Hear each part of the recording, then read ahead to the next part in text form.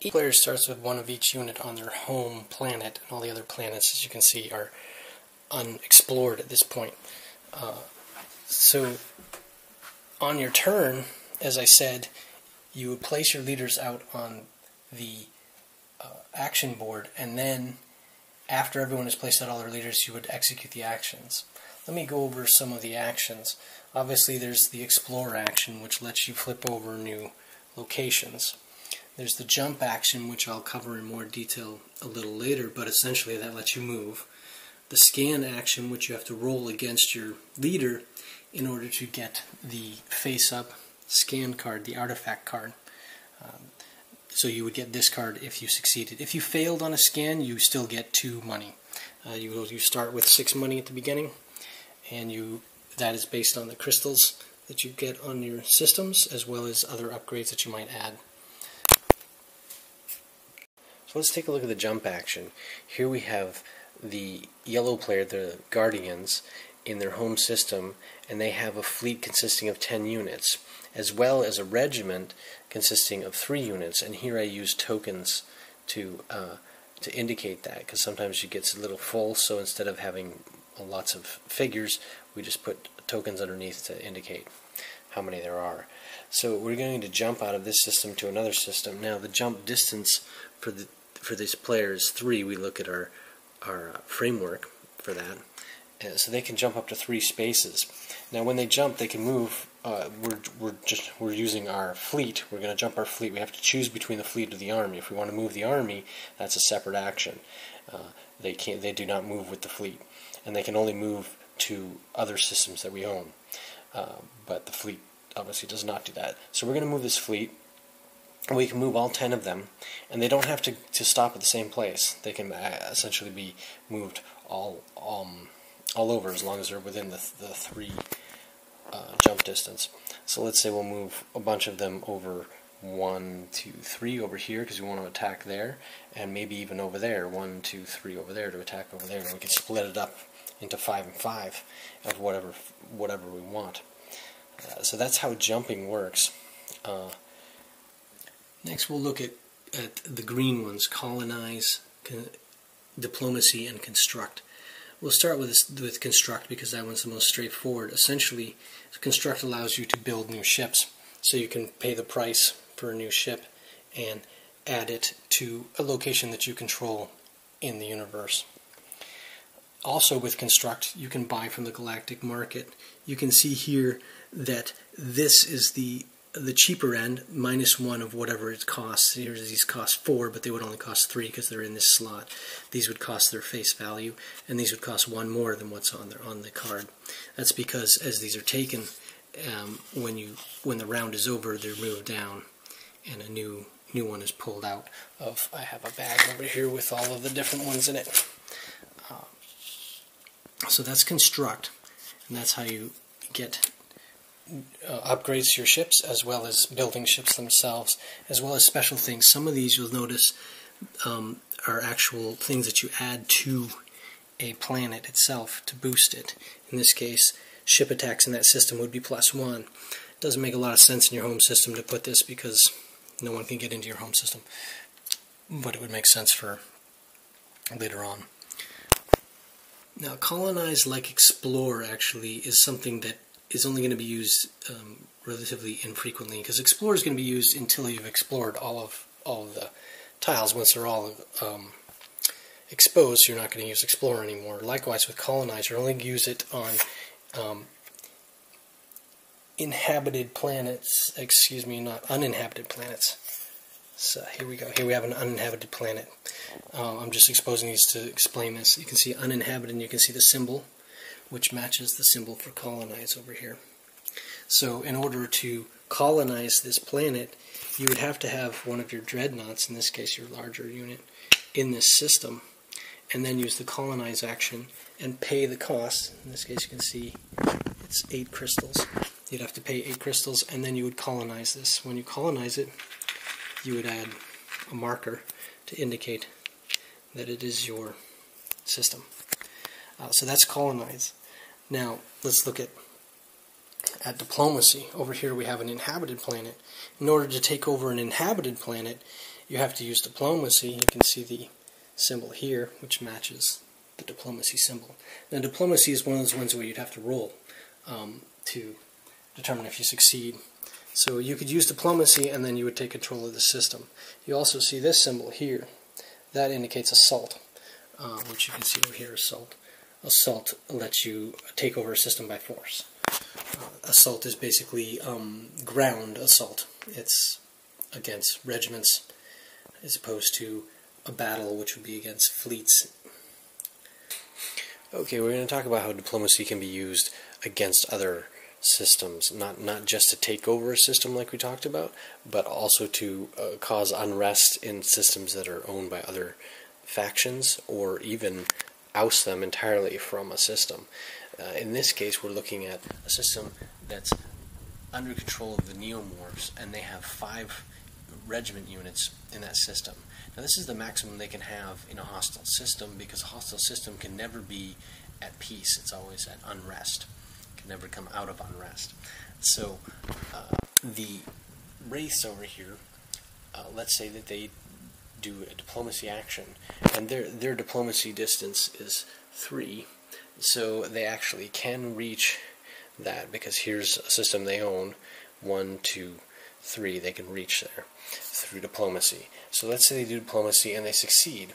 Well, because it's already at unrest, it'll go into revolt, and essentially all of these guys will go away if they succeed at that. So you can see diplomacy could be really powerful, because then these they would lose control of that system, and actually what would happen is it would get repopulated, in this case with 6 regiment units, and so we would put 6 regiment units back on this planet, and it basically brings it back to how it was. So speaking of battles and assaults, let's go over this board: battle, barrage, and assault. So battle is what it sounds like, a battle in space. So if you occupy the same area as another, let's say these came into this spot by jumping, and they chose the battle action, they could have a battle here. I'll cover battle in detail in a moment, but that's battle. Barrage is where, let's say this guy was not here, because you cannot barrage a system, which is basically bombarding a system.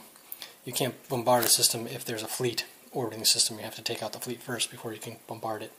But barrage lets you bombard a system and damage any troops that were on it. Say he had some troops on the system, those could be damaged or even taken out.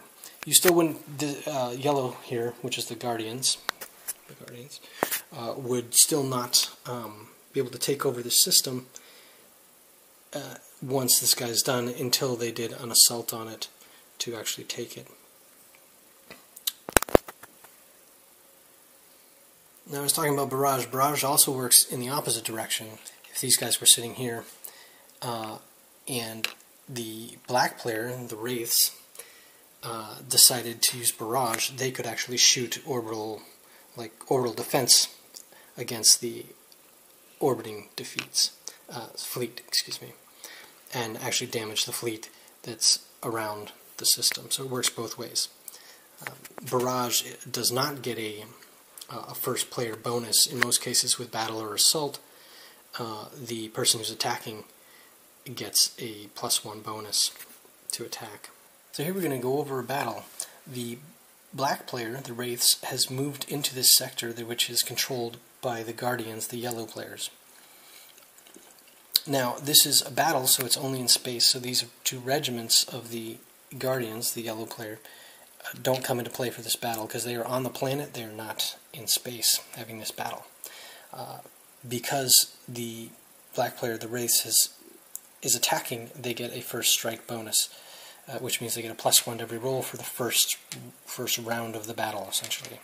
So we'll start with the Titan, and the Titan over here gets to roll 3 dice, as opposed to 1 for all the other units. The unique units, the other unique units also get to roll 3, but here's our Titan, rolls 3. We need to get a 4 or less to hit, so let's roll 3 dice and see what happens. So we got a 1, a 2, and a 5. So the 5 missed, but the other 2 hit. So that's 2 hits. So the yellow player has to decide what to do. They're going to be like, oh, okay, I'm going to, because the Raiders give them extra rolls, they're going to get rid of, oh, well, I almost forgot the first strike bonus again. That actually drops that 5 to a 4, which makes it a hit. And these